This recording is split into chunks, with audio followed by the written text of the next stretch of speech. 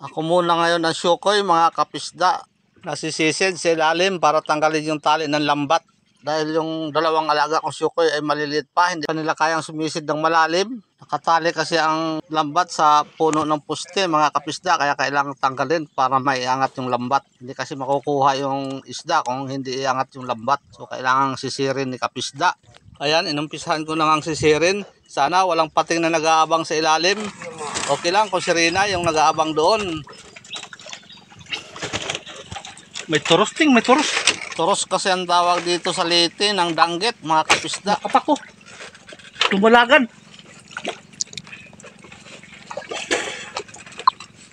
Ay binuhay nga kita nga danggit na tingaw. Marami kasi ang tali nito mga kapisda para hindi tangay ng agos o kaya malalaki ang alon. Hindi angat yung lambat. Kasi kung umaangat yung lambat, yung mga isda ay nagpupulasan. Sila ay nagtatalunan. Kaya may posibilidad na magasgas. Kung nagagasgas kasi ang bangos mga kapisda, yun ang naging dahilan ng kanilang pagkamatay. Wala kasing doktor na pumapayag para sisirin at gamutin yung mga may sugat. Doa ka tulilada nga bangos. Dito ka. Pare kasi.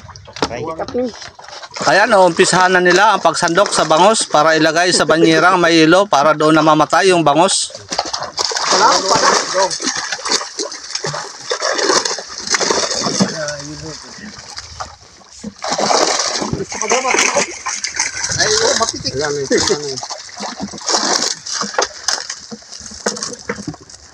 Dagko na gumahok ka.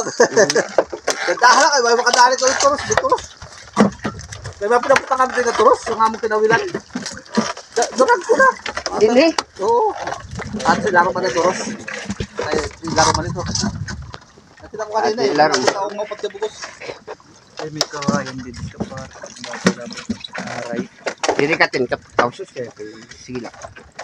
Hindi na kami kumuha ng maraming katulong sa pag-harvest dahil kukunti lang naman yung harvestin namin.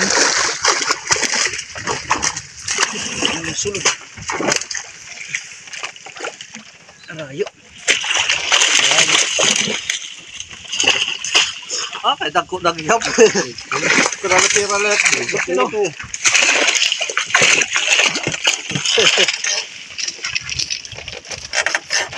Tulo. Tulog.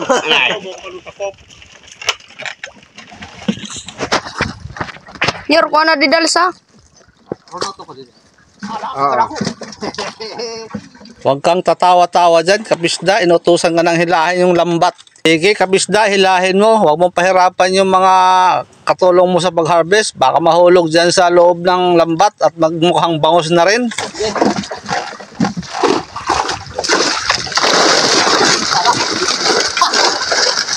Wala ba kaganda mo ah?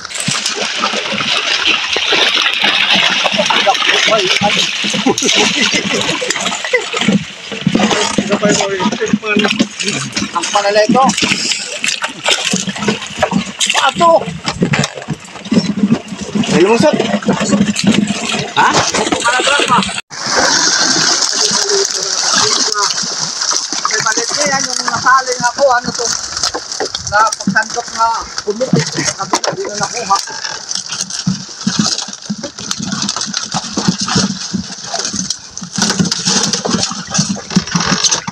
Dapat yung sandok, trampon pa kayo mataas. Hindi pang titik. Malalim pa yung lambat kaya hindi lahat nasa sandok. Kaya kailangan hilahin ni kapisda para bumabaw na yung lambat. Yaron pa.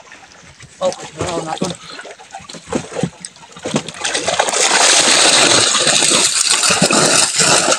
Lapit na kami matapos magsandok ng mga bangos mga kapisda. Nasa sandok namin, nilalagay namin sa banyera na mayroong yelo para hayaan namin doon mamatay yung bangos. Para pagtimbang namin, hindi na masyadong magalaw. At ang kainaman ng bangos na namamatay sa yelo, matigas yung kanilang katawan. Hindi katulad nung walang yelo na malambot ang katawan ng bangos. Tulanay. Yan, lakalay. Sumalog, mapaksipa. Ayan, nagtitimbang na kami. Ang iba tumatalon-talon pa kasi hindi na porta ng yelo dahil kukunti lang yung yelo namin. Hindi kasi kami bumili ng yelo sa planta dahil estimate namin yung aming ma-harvest ngayon ay nasa 3 banyera lang. Dahil yung fingerlings na nakaload doon sa lambat ay nasa 220 pieces lang. Meron bang ilang piraso na natira na 4 na piraso sa 1 kilo? Hindi talaga maiwasan yan mga kapisda. Kailangan ko na kasi ma-harvest ito mga kapisda. Dahil yung nasa floating cage ko na merong laman na nasa 8,000 piraso, ay kailangan ko nang hatiin dahil malalaki na, baka sumikip. Kaya kailangan ko nang bawasan at ang pinaglagyan ng hinarvest namin ngayon ay siya yung pinakamalapit doon sa floating cage. So kailangang maalis na para mahati ko na yung laman ng nasa floating cage. Rambo lang ang size kung kami nagsasizing. Merong 4-1, merong 3-1 at saka merong 5-2. Yung 5-2 ay 5 piraso sa 2 kilo. At yung 2-1 ay kukunti lang naman. Kaya request ni Mother na kanyang isusugba. Kaya dadalhin na lang namin sa bahay para ulamin ni Mother. Ayan, pinapacking na namin. Nilagyan na ng yelo. Dahil inaantay na yan ng customer namin doon sa daungan. Itong mga bangos na na-harvest namin mga kapisda ay oversized na fingerlings na kinuha ko doon sa floating cage ko. Na ang laman ay nasa 8,000 piraso. Pinili ko yung mga oversized tapos inilipat ko doon sa fish pin. Kaso, itinigil ko yung pagsasizing dahil sa ang iba ay tumatalo na palabas. So, nakakapanghinayang naman. Kaya pagdesisyonan ko na antayin ko na lang lumaki yung nailipat kong 220 pieces na fingerling. Nahulog. Oops, nahulog. Sinupig pa din natin. Oops.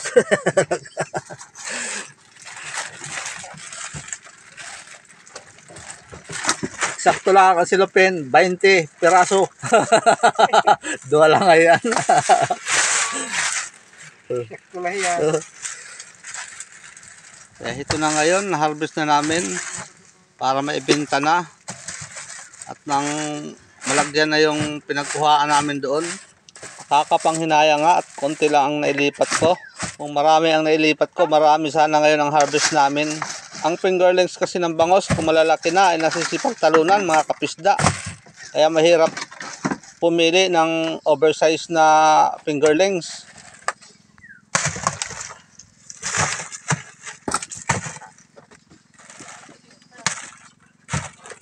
Puruan. Doon, kilawan na ito doon. Nakilala ka mo, makakabit pa. 5-2. 3-1. Ang akong kutsilyo.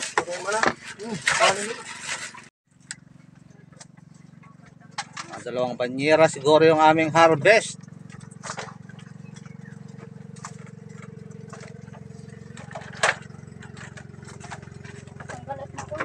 Okay na, Le?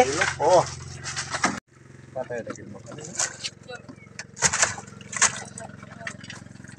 Ano ito doon? Ito yung ating kikilawin doon. Pagkarain.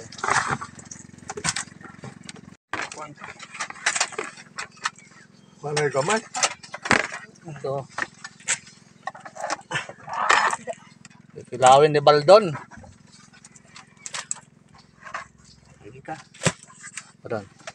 Doon na. Ay, ang ating kubo ay maliit.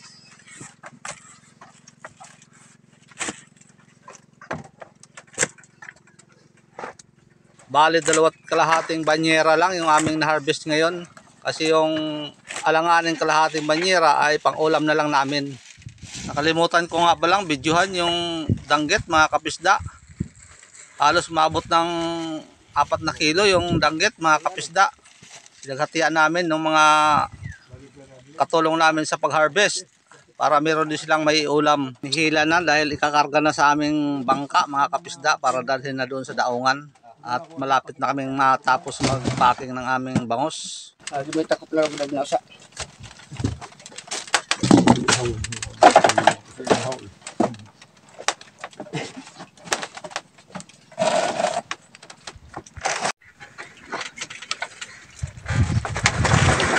Para Bahog sa tingag. Yun ako. Ano? Oh, makabat na ito. Liligpit na kami. Malapit namin matapos.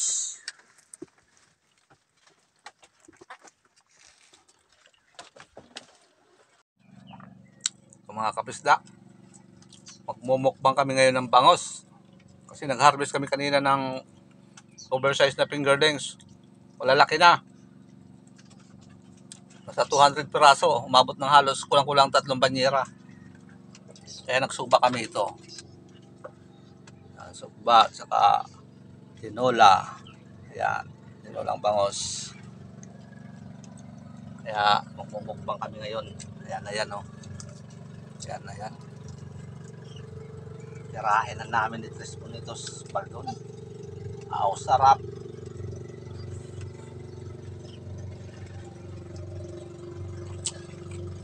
Aw, sarap. Sarap ng sinugbang bangos.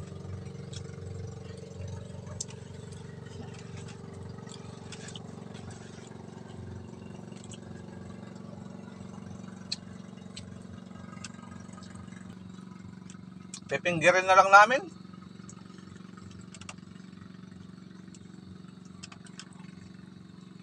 Mas masarap ko na kumain nakakamay.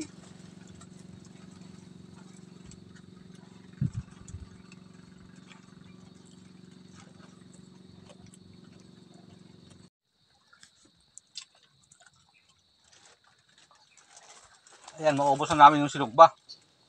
Dalawa lang kami ni Tres Bonitos Baldon.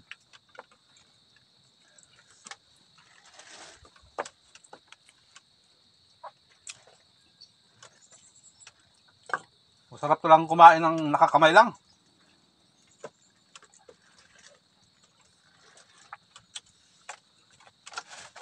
Bitin. Tapos sigaw pa ng sabaw ng tinula.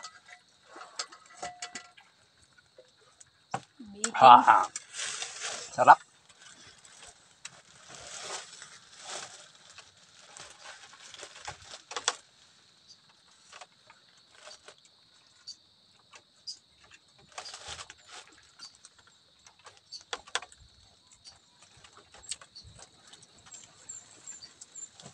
Mukhang bitin sa amin yung isang peraso lang ah. Bitin. Babawi na lang, tapos binulis Baldon. Sa susunod na harvest natin, yung makaharvest tayo ng maramihan.